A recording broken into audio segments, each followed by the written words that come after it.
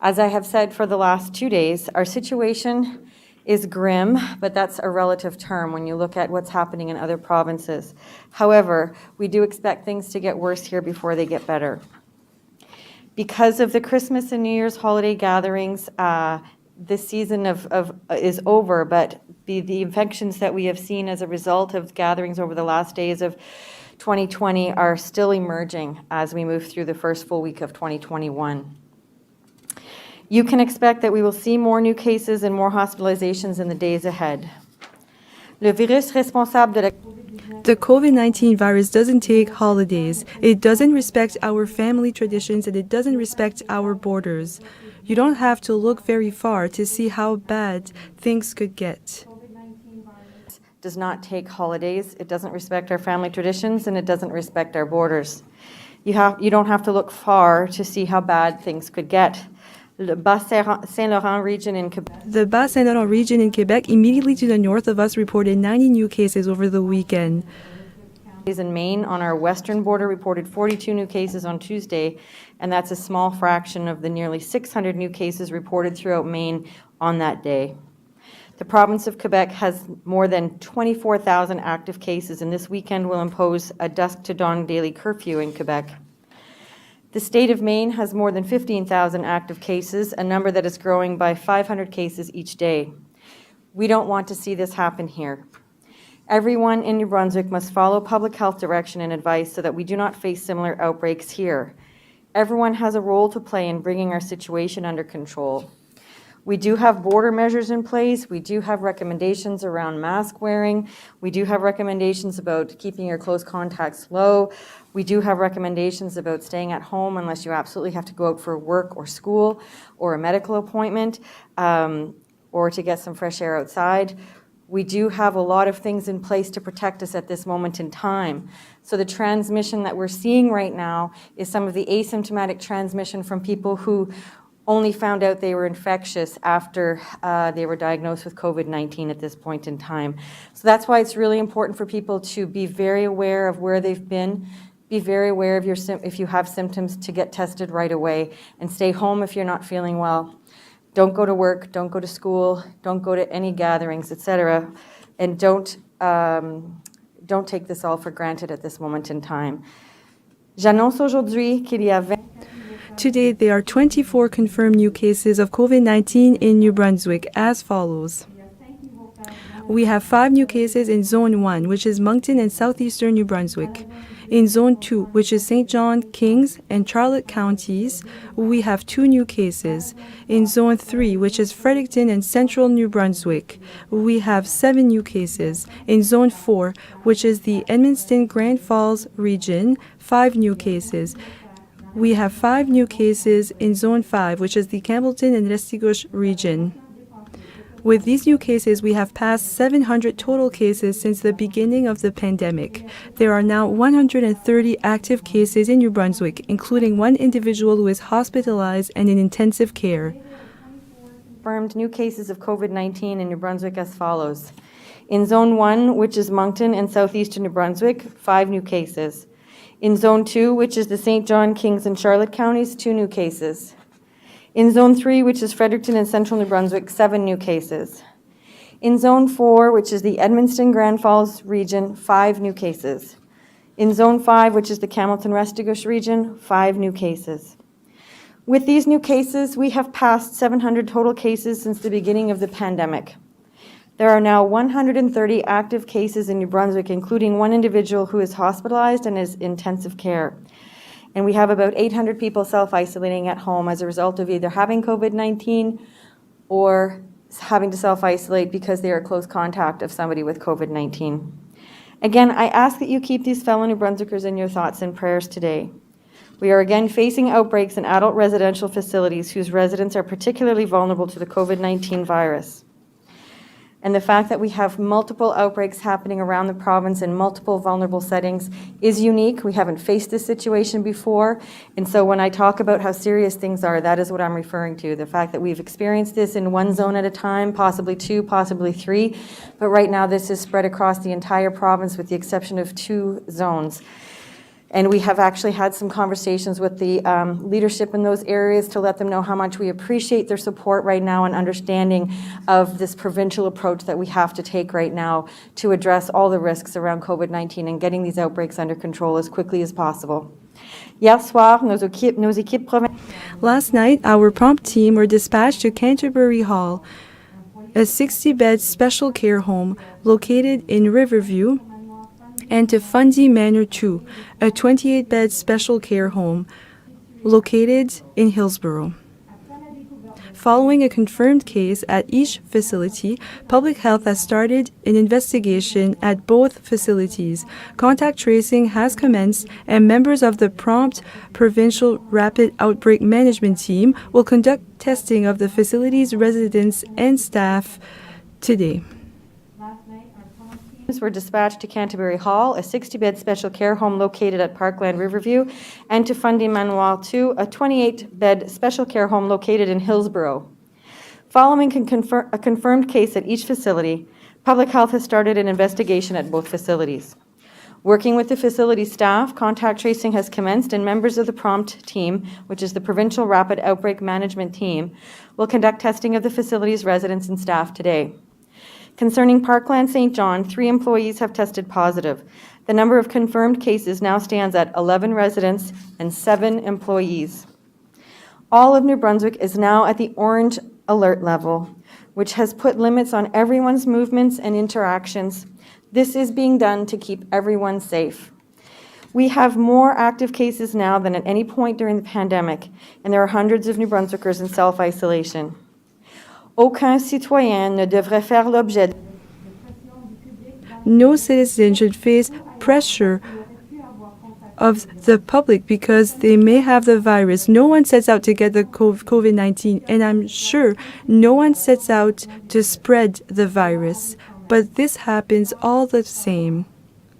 Without you knowing, please treat your fellow New Brunswickers with kindness and compassion. And I'm sure no one sets out to spread the virus. It happens without our knowledge, but it's happening all the same. Please treat your fellow New Brunswickers with kindness and compassion. No one should be subjected to public pressure on social media or elsewhere because they may have had the virus. And nobody should put pressure to attend events or settings of school or work by employers, etc. Nobody should have pressure put on them to go outside of their home when they are not feeling well, when they have symptoms of COVID-19, and when they should be getting tested. Je tiens à remercier toutes les personnes qui...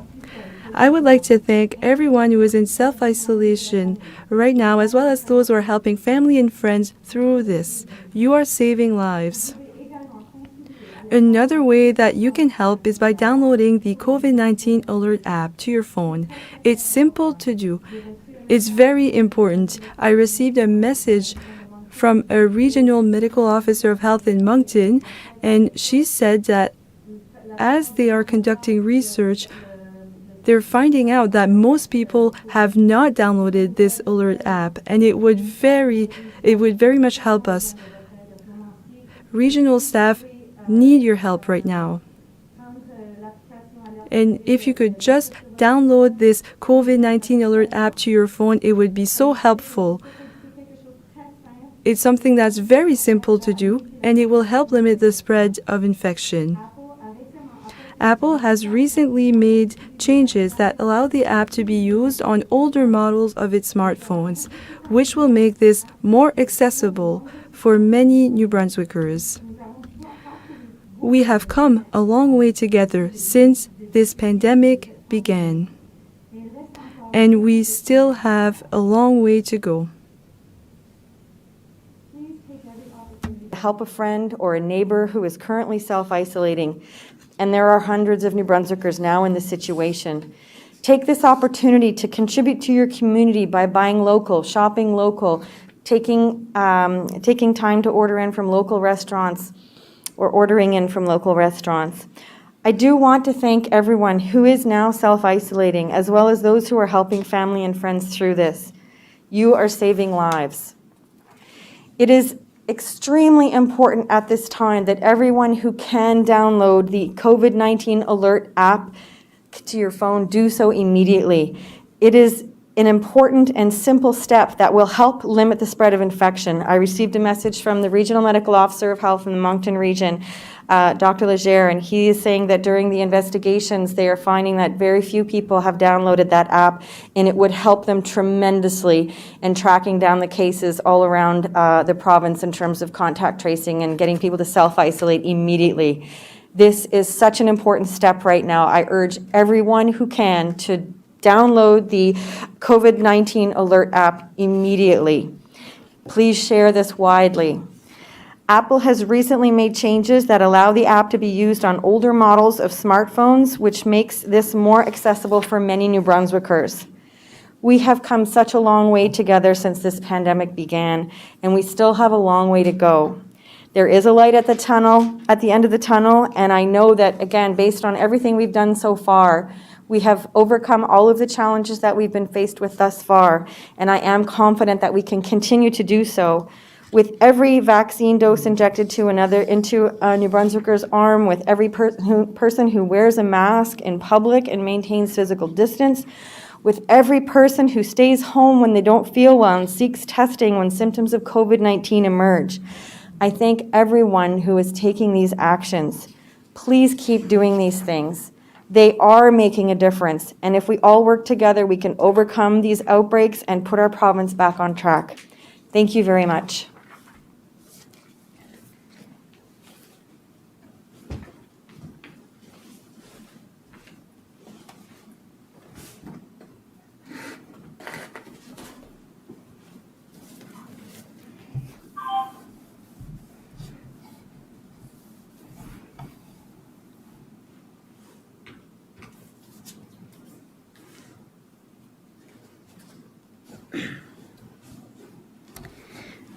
Good afternoon, bonjour. As Dr. Russell has stated, prompt teams have been dispatched to 2 more long-term care homes in the province. There is also a school in our province that is closed today due to COVID-19.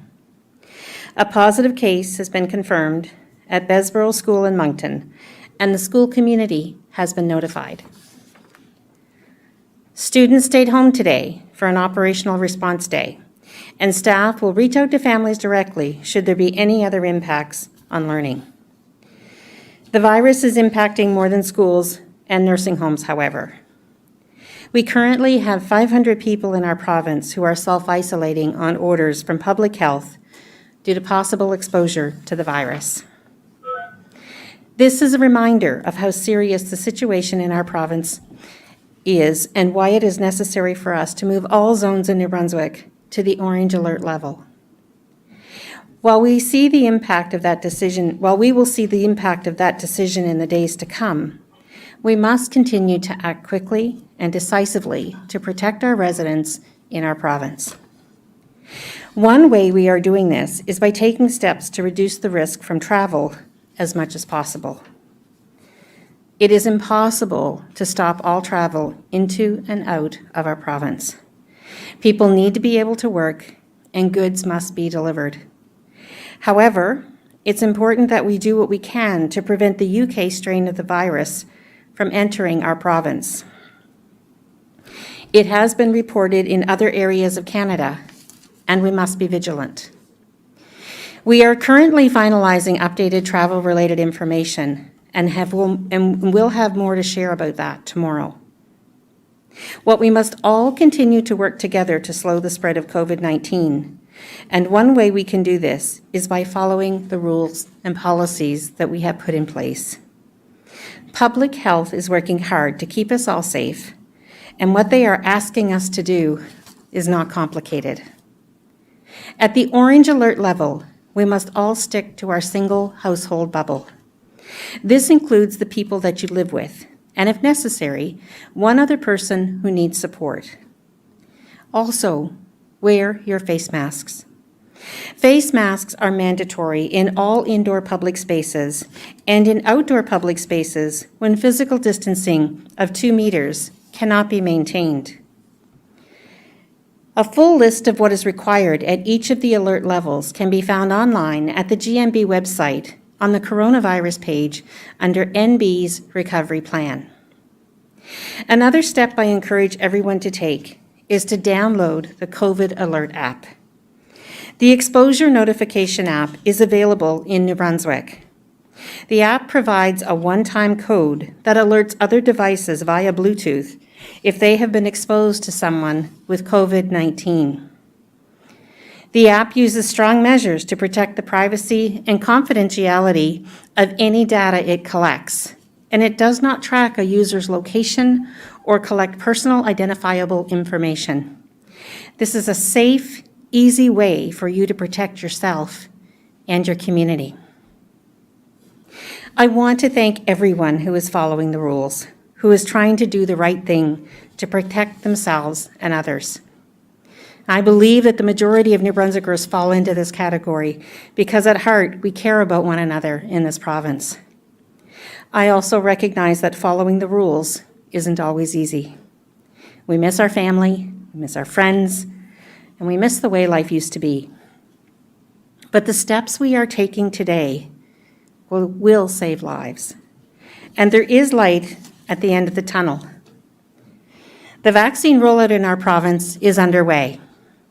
As of this morning, 5,019 people in New Brunswick have received the first dose of vaccine. By the end of this week, we will have administered more than 7,500 doses. The 1,871 people who received their first dose of vaccine at a clinic in Miramichi in December will be the first to receive their second dose this coming weekend and be fully inoculated. 2 more shipments of vaccine, totaling 6,600 doses, are expected next week.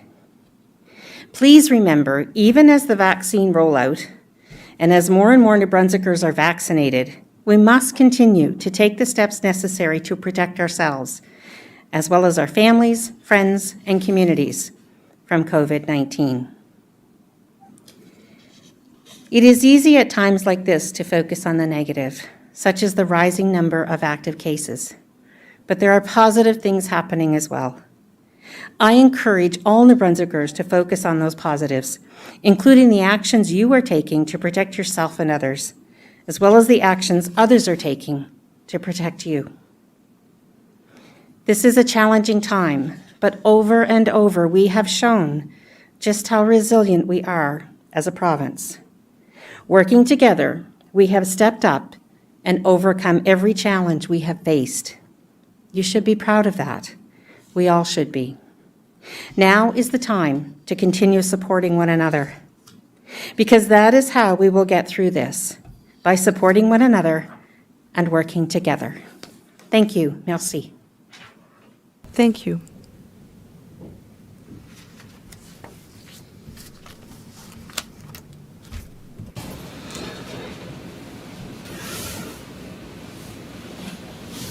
Merci beaucoup, Ministre Shepherd et Russell.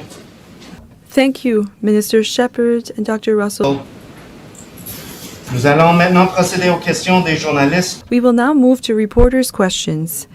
You always have the right to ask your questions in the language of your choice. And please mute yourself. Every reporter can ask one question and one follow-up. Questions from members of the media. Please ensure your microphones are placed on mute. You have the right to pose your question in the language of your choice. Each reporter will have one question and a quick follow-up. Travis Fortnum, Global News. Hi there. My question is for Dr. Russell. I'm sorry, I missed the number of New Brunswickers who are self-isolating. I'm wondering if you could confirm that. And the other day, Premier Higgs said checks on people who are in self-isolation are going to be stepped up. I'm wondering if you have details of how that's going to be stepped up. So right now, there are 836 people in the province self-isolating as a result of either being a case of COVID-19, as a result of having COVID-19, or as a result of being a close contact of COVID-19. When when the Premier was referring to having checks on people who were self-isolating, my understanding is he was speaking about people who had come in from outside of New Brunswick. Mr. Fortnum, do you have a follow-up? Yes, I think we've touched on this in the past, but I'm wondering if you have any information on how many cases have been identified thanks to this COVID-19 alert app? I don't have any information on that at the provincial level. My understanding is that at the national level, they are publishing data on that, but it's not broken down by province. Thank you, Mr. Fortnum. And I just want to bring up a question that was raised yesterday around vaccinating during an outbreak. And I did get a bit more clarification on some of the discussion that was had around that. Basically, the clinical trial data for the vaccine, for the Pfizer vaccine, had indicated that the COVID-compatible symptoms, well, either vaccine actually, there are relatively, the side effects of the vaccine itself are similar to symptoms that you would see with COVID. So the concern was raised really that the administration of the vaccine in a facility with an active outbreak would lead to heavier testing and isolation requirements on patients in such facilities, and it would complicate the risk assessment and outbreak control. And following the first round of long-term care vaccinations, we will be reviewing this based on the experiences that we're having to date. Thank you, Doctor. Andrew Waugh, Brunswick News. My question is to either Dr. Russell or Mr. Shepherd. Some of the comments you made in the opening there indicate to me that you're worried, obviously the lower uptake on the app that you're hearing. Are you worried that maybe some New Brunswickers still aren't taking this seriously enough? No, I don't believe that people aren't taking it seriously. I think that there's been definitely an evolution of people receiving information as we have been transmitting it. So throughout the pandemic, as we get new information and we give it to the public to help them understand what the risks are and what they can do about managing those risks, the COVID-19 app has been out there with respect to its availability, and perhaps the understanding hasn't quite been there of how critical it can be in an outbreak situation to have that app available on your iPhone or your other types of phones. And we are just seeing that as the number of cases rise, the contact tracing, in every outbreak it is a challenge. But at this particular point in time, with the increased number of cases, it is more important now, I guess. So if people weren't hearing that message or understanding that message prior to these outbreaks, now is the time to internalize that information and take action. So it's another tool in our toolbox, and each time we have new challenges, we increase our level of response and we increase our level of learning and the opportunities to provide information and education to the public each and every time. So this is one of those areas where at this point in time, this is another tool in our toolbox that we can use that's quite critical to our success at this moment. Thank you, Doctor. Mr. Waugh, do you have a follow-up today? Yeah, I do. Again, to Dr. Russell, was there any discussion about going to red today? Well, every time there's an outbreak in a zone or more than one zone or et cetera, we constantly look at the epidemiological data every day. So on the public health side, we have our epidemiology team, we have our management and public health side of things that are contributing to the discussions in terms of analyzing the data every day. Our triggers are on our website, and those are the things that we use to assess the risks and make decisions about that. But certainly going to red would be a discussion that would be happening at COVID-19 Cabinet All if we were to bring up some recommendations in that way. I'm just going to add to Dr. Russell's comments and just say that there's a lot of comments and chatter on social media about red, and it hasn't come from government. So, this situation will be assessed every single day. But right now, we're in orange. We just came into orange, 2 days ago. And so we need to see what this phase will do to help us get things under control. Thank you, Doctor. Thank you, Minister. Thank you, Mr. Waugh. Laura Brown, CTV. Hi there. I'm wondering if the vaccine has been made kind of a priority to get the vaccine into Parkland St. John for staff and for residents there because of the outbreak situation. I'm just going to build on Dr. Russell's comments earlier, and the fact is that there's public health is still assessing the value of that. We also have to understand that as the COVID-19 in an outbreak situation causes many different logistical problems. And so at this time, we will take public health counsel on that. And, the idea being that between now and the end of March, everyone in long-term care will be vaccinated. Thank you. Ms. Brown, do you have a follow-up? Yeah, also for Minister Shepherd, wondering about a curfew and if the COVID Cabinet Committee, I believe, did they meet yesterday and was that a discussion when they met? Again, much like red, curfews are always a part of the conversation, but at this time we've gone to orange, we've implemented some changes, and as those changes are discussed, then we can bring them forward to the public. But I can't say that any option is off the table at any conversation. The COVID Cabinet Committee is very thorough in their discussions, and we work in partnership with public health on those decisions.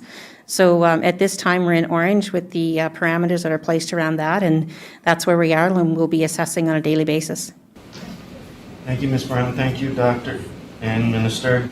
Mathieu Bois-Como, l'Acadie Nouvelle. Bonjour. Hello, this is for Minister Shepherd. She just stated that the new strain from UK has not been discovered in New Brunswick yet. So I'm just wondering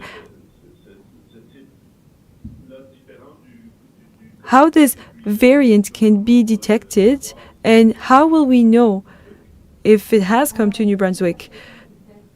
So if someone tests positive for COVID-19 and we have a suspicion that it could be the new variant from the UK, we will send the positive results and the samples to the Microbiology National Lab in Winnipeg. And at that point, they will conduct the analysis to make sure to try to determine if it's the new strain. It takes about 1 week to receive the results. At this point, we still have not received any results to indicate that this strain is here in New Brunswick, but we will continue to review the situation, and if we suspect that the variant is here in New Brunswick, we will continue sending those samples to the National Lab in Winnipeg. So that's it. Mathieu Roy-Como, do you have any follow-up question? Yes, so just to make sure that I understood correctly, you already sent samples to Winnipeg because you believe that you discovered the variant from the UK, but you did not receive any positive results so far. And can you provide the new numbers for the healthcare workers who need to be in self-isolation? So for the healthcare workers who need to self-isolate either because they have COVID-19 or because they are close contacts of positive cases, so the healthcare workers who are at home now, well, we have 101. And the other question regarding the variant, well, there are criteria to send samples to the Winnipeg lab. We send them all, but for the specific analysis for the new variant, yes, we already sent in some samples. They were not sent back, but this will continue. Every time we have concerns or every time some criteria are met, and if we think it's worth analyzing, we will do it. This will continue because we know that the risk will continue to increase.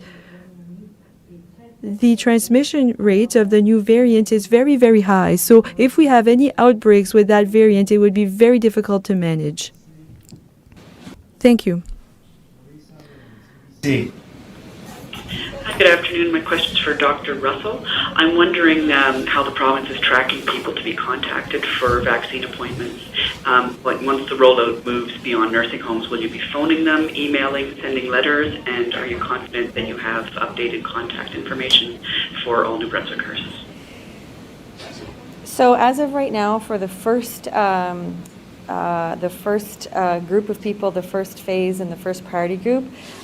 Those plans are in conjunction with public health and social development and the RHAs. And by the end of, hopefully over the next 3 months, that whole first priority group is going to be vaccinated. And as the rollout continues, the other priority groups will be contacted. Nobody will be left out of the vaccination rollout. So whether you're in the first group or the second group, sometime between June and September, the entire population of New Brunswick who wants to be vaccinated, so hopefully around between 60 and 75% will be vaccinated. So I'm just wondering, should they wait for a phone call or? Just to build on what Dr. Russell is saying, this process is also supported by Medicare.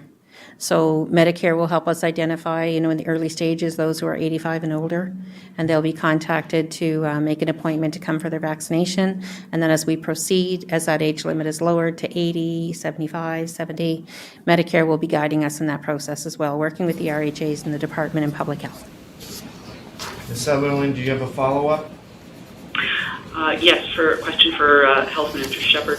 I understand that the Department of Justice and Public Safety is investigating whether a positive case reported Monday in Zone 5 might be the result of a man from Quebec who came across to play recreational hockey at the Campbellton Civic Centre. What can you tell us about this, and if it's found to be true, what sort of penalties might this individual face? So travel-related cases, of course, as you know, makes up about 95% of our cases, and so we're trying to be very strict about travel. Public safety could probably offer us more information at this time. I can't really say what the particulars of the cases are, but we are monitoring individuals, who cross at the Quebec border. We have some restrictions in place and times that they can come with regards to limiting of that time. And so I think it would be better if we talk to public safety to get you any more details if possible. We are trying very hard not to focus in on individual people, but public safety does have measures in place, and actually you'll hear more tomorrow about travel restrictions and potential consequences. Thank you, Minister. Thank you, Ms. Sutherland. Natalie Sturgeon, Telegraph-Journal. Hi, yes, thank you, Bruce. My question is for Dr. Russell. We're hearing from families that the I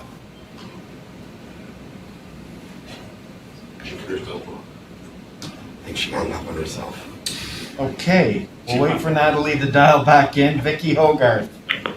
Thank you, Bruce. My question is either for Minister Shepherd or Dr. Russell. Now that we're a few weeks into the vaccine being in New Brunswick, what have you heard thus far from people who received the vaccine in terms of what the side effects are, what's the spectrum, if any?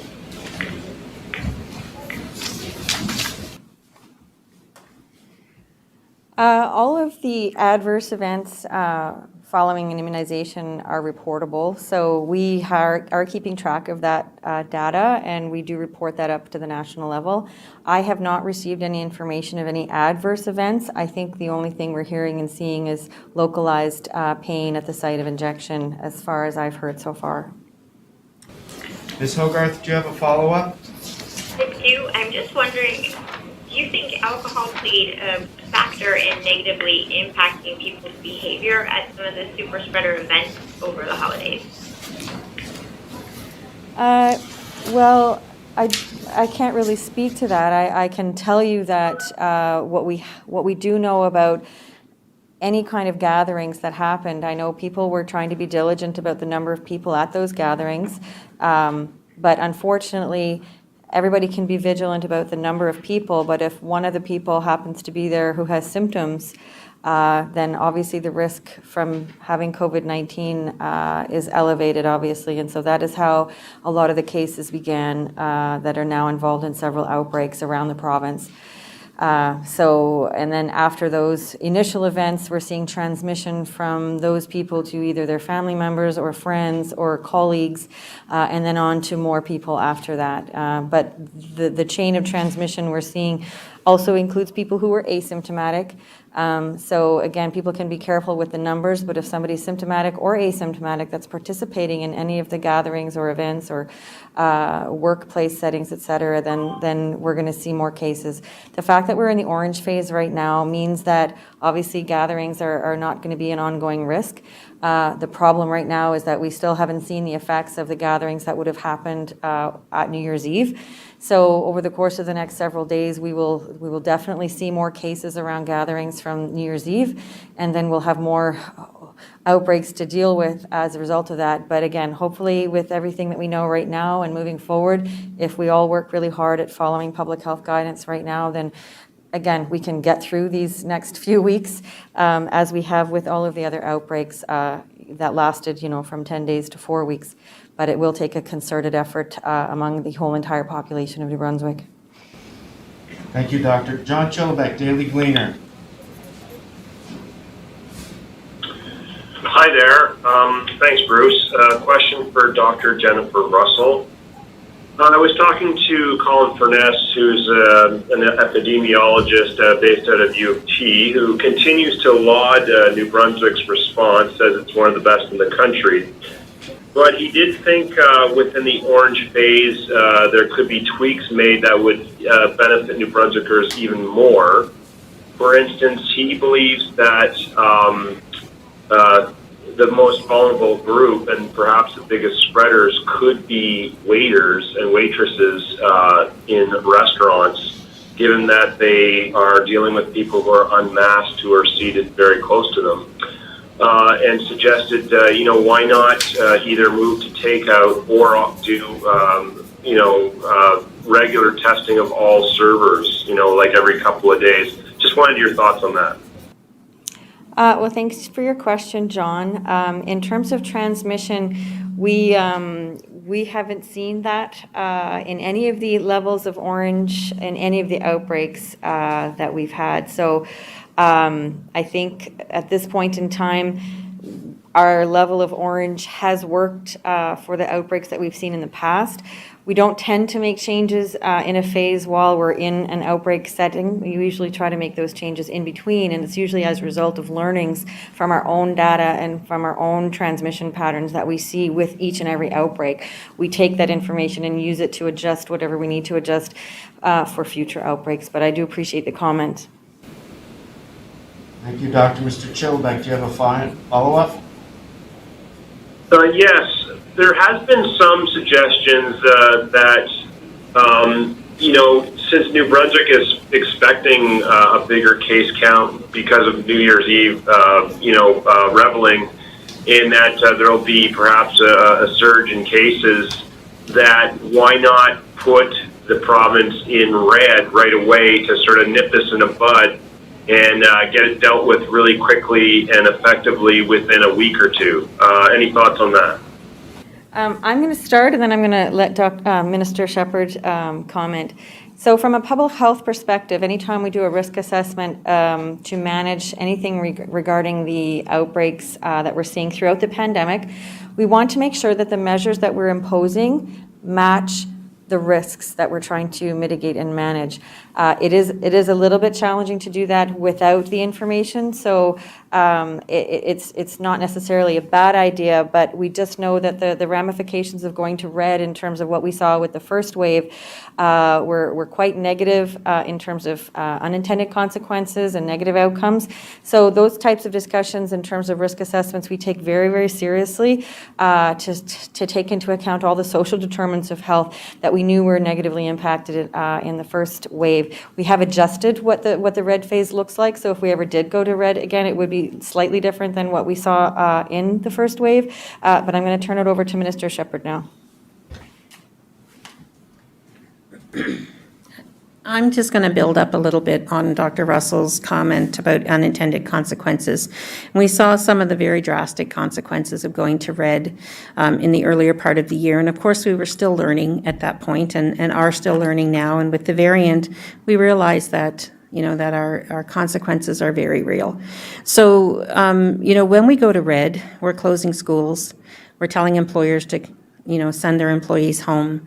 We're making it difficult for parents to find childcare if they can continue to work for themselves. We're making it difficult. I mean, when children are sent home from school, they don't disappear. They have needs that need to be met.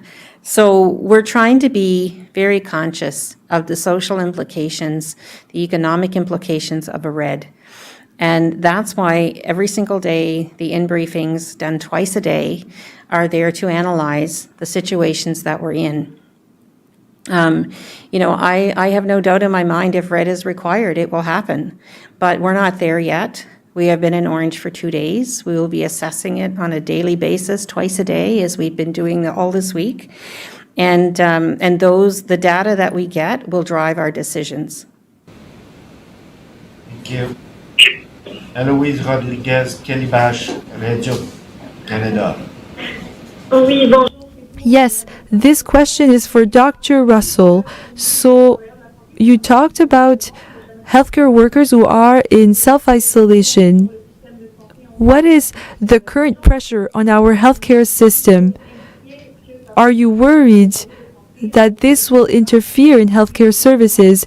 Do we already see any impacts? Can you talk about this? Yes, this is a great question because in our triggers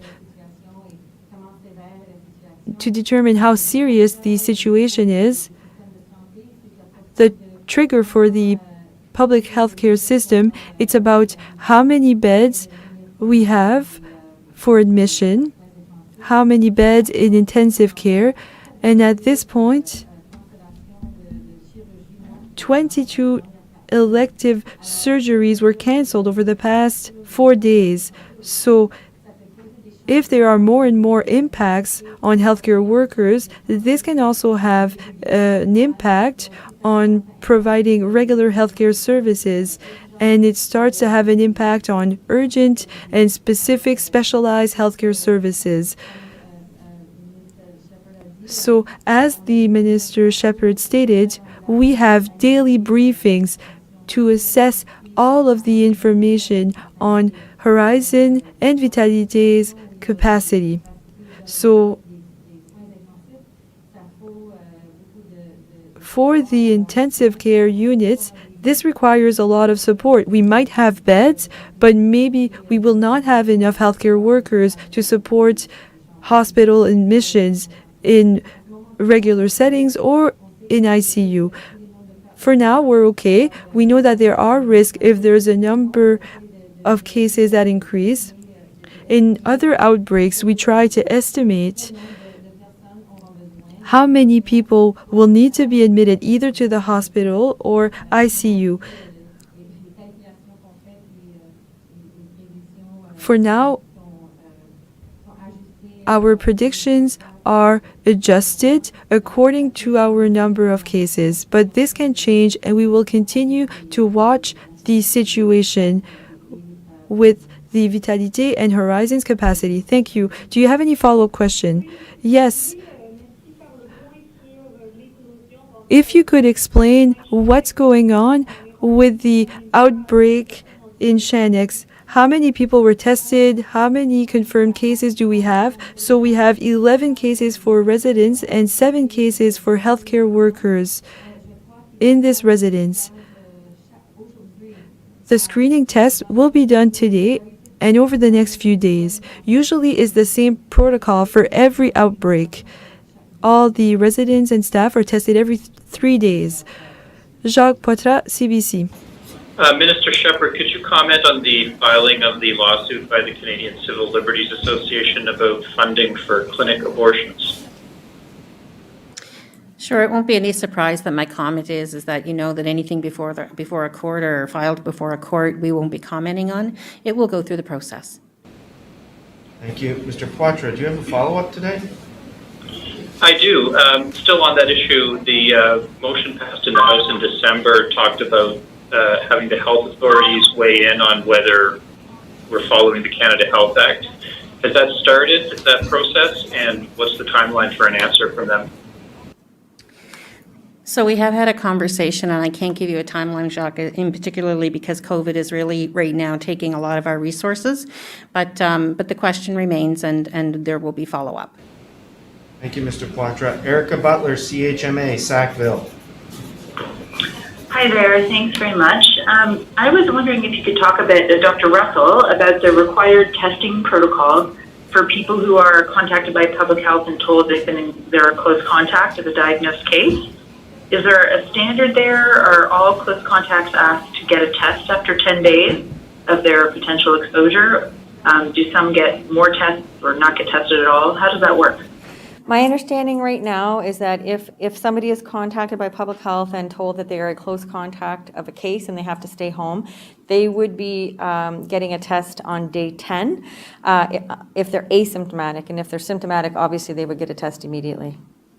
Do you have a follow-up today, Ms. Butler? Yeah, it looks like today there was upwards of 1,200 test results, and about 2% of those were positive. Are you happy with those numbers? And do you think that increase is due to the required testing that's taking place with all the close contacts being reported and asymptomatic testing taking place in places like Parkland, St. John, and that sort of thing? So our positivity rates are monitored very closely by zone and by the entire at the province level as well. And so we know that over the holiday season that there were fewer people getting tested, and so we know that our positivity rate was affected by that. And now the fact that we have outbreaks in certain areas, we know that the positivity rate is being affected by that as well.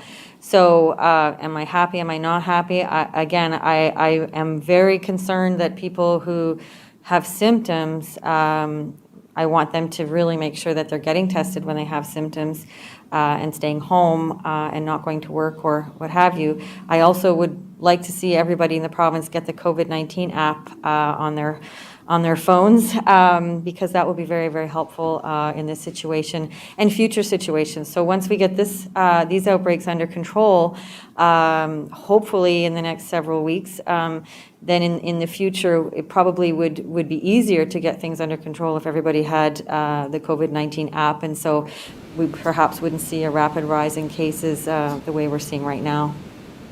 Thank you, Ms. Butler. Bobby Jean McKinnon, CBC.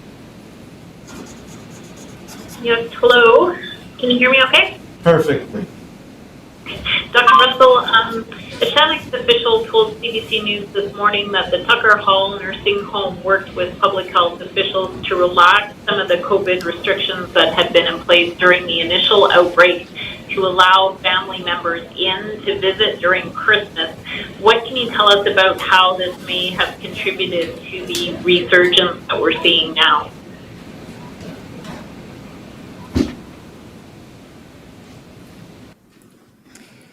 So if I'm not mistaken, the outbreak is in a different area of, of the Shanix model.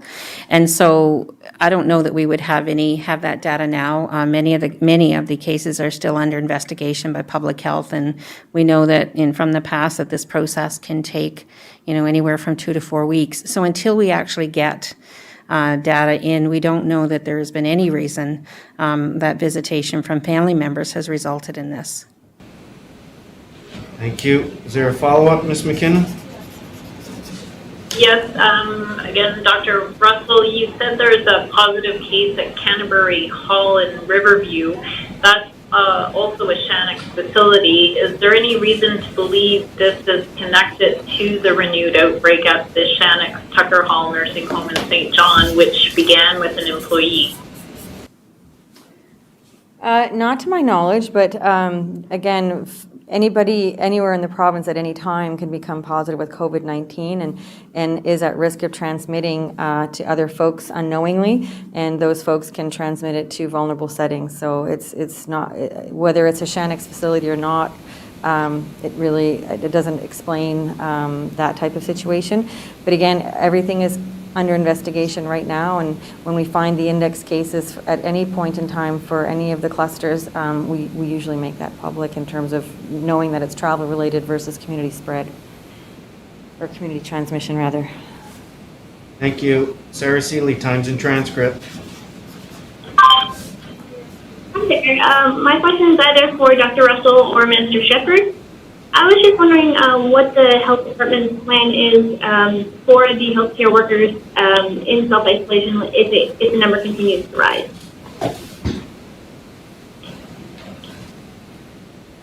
So as always, those plans are certainly put together by the RHAs, the Department of Health and Public Health, to ensure that we have services fulfilled. There's always contingency plans for the necessity of having ICU beds or beds in general in the hospital to maintain surgeries. And there's always reasons, that we could result in surgery cancellations. We had a little bit of a blip this week, I think, with testing surgical patients before they had surgery. So all of these contingency plans are in place, and there are many different scenarios that could happen. But as I've stated before, during our last outbreak in St. John, where we had so many healthcare professionals out of service, we had Vitalite and Horizon partnered up. So they're there to support each other, and they'll continue to do that. Thank you, Minister. Ms. Seeley, do you have a follow-up today? Yes, I do. I was wondering if there was a shortage in a certain unit, if healthcare staff would be brought in from other regions of the province, and if so, how does that work now that the whole province is in the orange phase? Well, as always, there's protocols in place to make up for any deficiencies that we have in staff. And I know the province all being in orange means that we're all following the same protocols. So the health authorities certainly know how they can operate, what they need to do to keep safe. And, they're, if they have to, they'll be testing their staff on a regular basis in the ways that they know how to do it. Vitalite and Horizon both work together to supplement each other's staffing if that's needed. Thank you. Savannah Odd, Telegraph Journal. Hi there. My question is for Dr. Russell. We're now dealing with 3 different outbreaks in special care or adult residences, which are obviously high-risk settings. Are you evaluating the screening procedures that are happening at these homes? And do you think anything else could be done to keep cases out?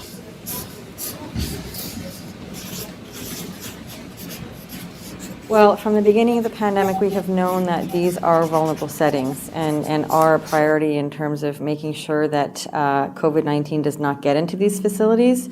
So in each and every time we see outbreaks, when we bring the prompt teams in, if there are things that need to be done to get things under control very quickly, they do that. But the yellow phase really has protocols that all these facilities have in place and are supposed to be followed to keep everybody safe. But again, nothing is foolproof. COVID-19 is quite it's a nasty virus, and it does get transmitted quite easily. So all I can say is that in the yellow phase, all of the protocols that all of these facilities are supposed to have in place are there, but again, these are very vulnerable populations, and the transmission can happen quite quickly. Thank you, Dr. Massad. Do you have a follow-up today? I do, thank you, Bruce. Dr. Russell, I guess, can you describe what screening currently happens at these special care homes in the yellow versus the orange phase? I guess the main difference is, I know at the outbreak stage, when there's an outbreak declared, there is a mandatory temperature check when workers come in, I believe, but when there's no outbreak, I guess, could you describe that? I think, to be fair, we probably should get you a good answer, a solid answer from the Department of Social Development. I know that there are screening processes in place at all long-term care facilities with regards to staff and any visiting family members. It's, just from my experience there in the past, it's certainly been a difficult time for nursing homes and long-term care facilities, because even in yellow, many families could still not hug or touch. And it was really up to the capacity of each individual adult residential facility or nursing home as to how often those visits could take place, and usually not under what I would consider to be the best of conditions with regards to touching and hugging. So it's been a very difficult and long battle for our residents in long-term care and the staff. And I have to commend them on the exceptional job that they've done in keeping the morale of their residents up and for all of the hard work that they're doing. Thank you. Marie-Ève Brassard, Radio-Canada. Oui, bonjour. Yes, my question is for Dr. Russell. In fact, Dr. Russell, if you could explain the reasoning behind, I think Minister Shepherd explained, but if you could explain it in French, could you explain the triggers for red phase? You want to make sure that the situation is stable before you impose more restrictive measures. Well, I didn't really understand your question. Could you please repeat, Marie-Ève? Yes. So I would like to hear what you have to say about the reflection process behind the triggers for the red phase. So the fact that we need to be careful to not impose too restrictive measures on the population. So yes, exactly, the triggers for discussion on the different phases. And to revert back to another phase, well, we are looking at 4 categories. It's always the same one. So it's about the number of cases, how quickly the number of cases are increasing, what type of transmission. Is it community transmission? Is it because of outbreaks in vulnerable settings? The second category, it's public health. So this is about contact tracing, screening, and also if people are compliant with the public health measures, and do they understand those measures? Another category is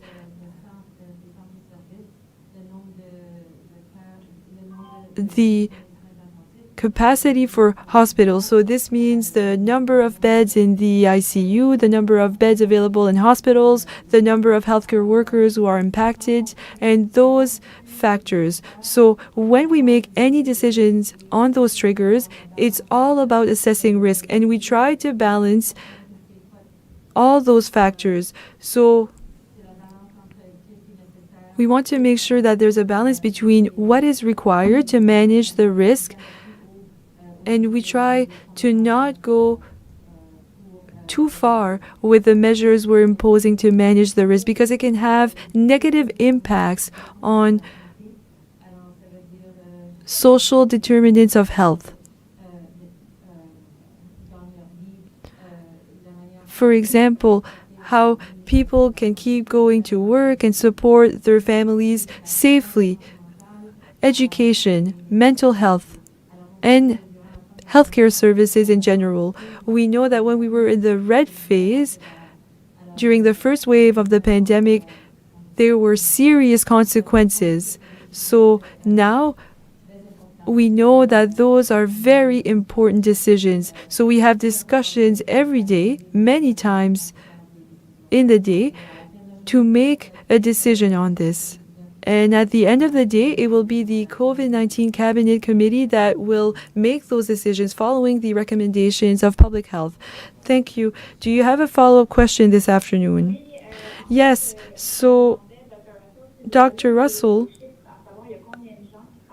I was wondering how many people are working on contact tracing right now, and you said that it would be very useful if people could download the COVID application. Do you think that more people could be hired? Maybe my sound is not great, but I was wondering how many people are working on contact tracing, and do you think that you could hire more? So people who work on contact tracing, usually they are public health nurses in healthcare networks. I know they work very hard, but I don't know the exact number of people who deal with contact tracing. I could provide this number because I believe that the same question was answered when we had the outbreak in Zone 5. And at that point, everyone who could do contact tracing was doing it. So I will give you an answer to that question later. What was the second part of your question? And do you think that you could hire more people to do contact tracing? Well, the same people who do contact tracing are those who call people to see if your test is negative or positive. So nationally, we also have people helping us out in this regard. Sorry, my call dropped earlier. My question is for Dr. Russell. We're hearing from families that the virus at Parkland St. John came in through a designated support person. Does public health know the source of the outbreak, the second outbreak at the nursing home? And why did public health allow Tucker Hall to let its guard down during a time when it warned people would flood the rules and cases would spike during the Christmas holidays? I think Minister Shepherd addressed some of those things earlier in her comments. To our knowledge, at this point in time, we don't have an index case, and as she mentioned, it can sometimes take 2 to 4 weeks before an index case is found in certain situations. So at this time, we don't have that information. And as far as Minister Shepherd had commented also around the fact that the visitation in terms of the area that's affected were not the same. That was her understanding. Do you have a follow-up, Ms. Sturgeon? Yes. So yesterday, Dr. Russell, you said there wasn't a plan to vaccinate the residents who had tested negative for the virus at Tucker Hall because there's about a 2-week period before it takes effect. So why didn't public health vaccinate those residents as a priority during the 19 days the nursing home saw no new cases? Well, the outbreak wasn't over at the time that we were looking at scheduling that facility for receiving vaccines. And again, I know there are conversations like this across the country. I do participate in some of those conversations at the national level. And basically, because the clinical trial data does show that the side effects from the vaccine can be similar to COVID-19, in an outbreak setting, the administration of a vaccine in this type of facility would mean that there would be more people that would require testing and isolation, and that would really be a challenge, and it would complicate the risk assessments, basically, and the outbreak control. So, but following the first round of long-term care vaccinations, we will be reviewing all the information based on the experiences to date. And traditionally, again, we need to have two incubation periods to declare an outbreak over. So, so my understanding is the outbreak hadn't really been completely declared over at that time. Thank you, Doctor. Thank you, Ms. Sturgeon.